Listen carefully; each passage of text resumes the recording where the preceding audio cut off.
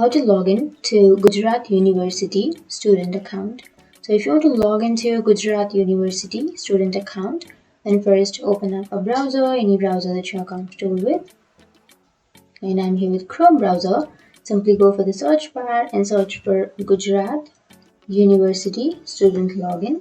And once you've searched, if you scroll down here, you will have login under Gujarat University. Click on that login.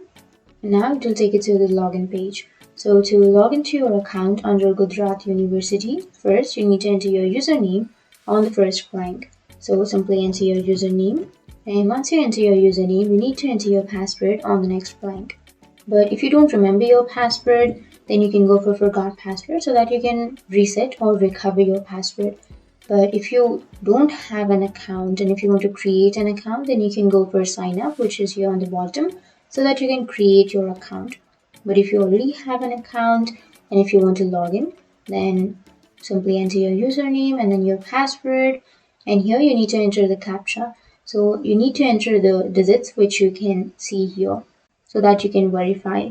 And once you've entered, you can simply go for login and you can log into your account under Gujarat University.